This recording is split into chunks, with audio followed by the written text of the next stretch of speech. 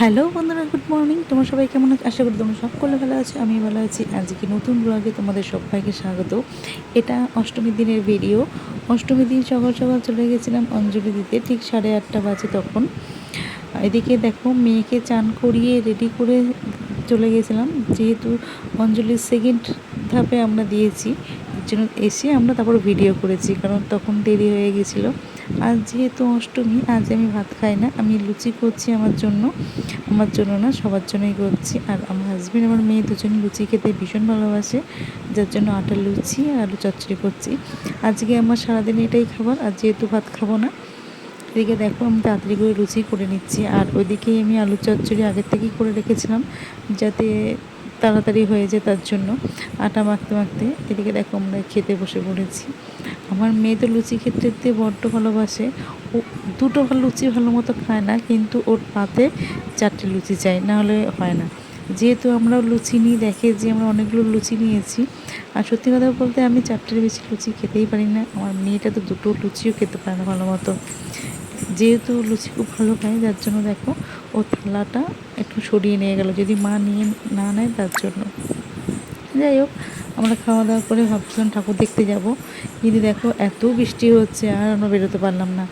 আর একটা দিনই ছুটি এইবারে পুজোতে, 4 দিনের মধ্যে একদিন দিয়েছে, সেটা হলো অষ্টমীর দিন। বাকি 3 দিন ডিউটি যাবে। ভাবলাম আজকে খেয়ে দিয়ে তাড়াতাড়ি ঠাকুর দেখতে যাবো। কী জ্বালা, দেখো এদিকে বৃষ্টি শুরু হয়ে গেল। তখন বললো, তাহলে মা বাড়ি যাবো। সেই অনুযায়ী দাদাকে ফোন করে বললাম যে মা বাড়ি যাবে বলছে, এসে নিয়ে যা। দাদা এসছে ওকে নিতে। বাইরে দেখো প্রচণ্ড বৃষ্টি পড়ছে।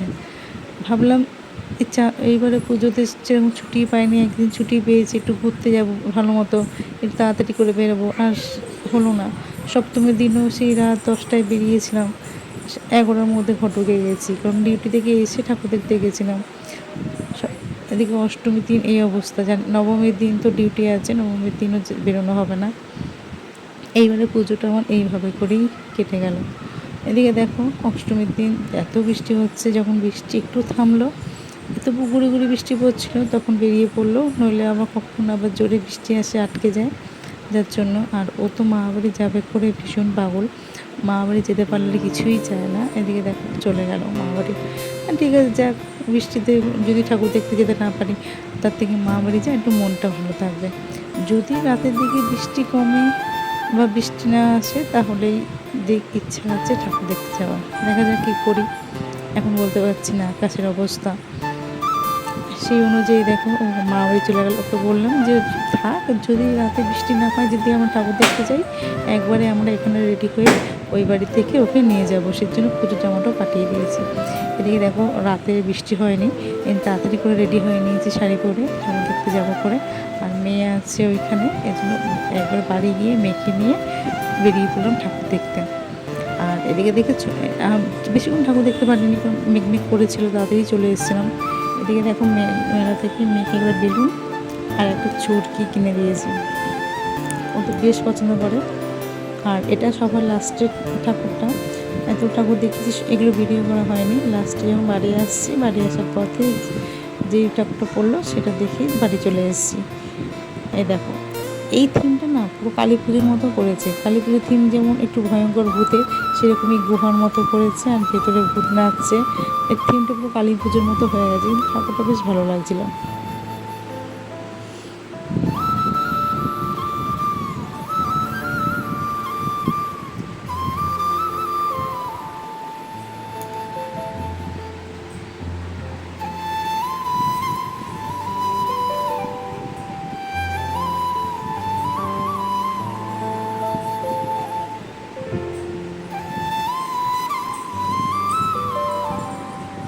এটা নবমীর দিন সকালের ভিডিও। নবমীর দিন একটু মাংস করেছিলাম, বাপ মেয়ে খাবে বলে অল্প করে মাংস নিয়েছিলাম, যেহেতু মাংস খাই না। সেই অনুযায়ী দেখো, আমাদের আজকে মাংস ভাত, আর আমি ঘি আলু সেদ্ধ দিয়ে খাবো। রাতে দেখি নিজের জন্য কিছু একটা করে নেবো। আমি নিজের জন্য সকালবেলা মাশরুম করবো ভাবছিলাম, কিন্তু মাশরুমটা নষ্ট হয়ে গেছে, যার জন্য আর কিছু করিনি। এদিকে দেখো, সন্ধ্যাবেলা বললো যে ঠাকুর দেখতে যেতে পারবো না যখন, তাহলে মেয়েকে যাই, মেয়েকে দুধ নিয়ে আসি, একটু ফুচকা নিয়ে আসি। সেই অনুযায়ী ওরা চলে গেছে। ফুচকা আর একটু আলুর চপ আর পকোড়া নিয়ে এসেছিলো। এবং ঠিক আছে, যাই হোক, পুজোটা এইভাবেই আমার কাটলো। নবমীর দিন তো বেরোনোই হয়নি, যেহেতু ডিউটি গেছিলো তাই। আমার ভিডিওটা এতটুকুনি, ভালো লাগলে তোমার লাইক শেয়ার এবং সাবস্ক্রাইব করে দিও।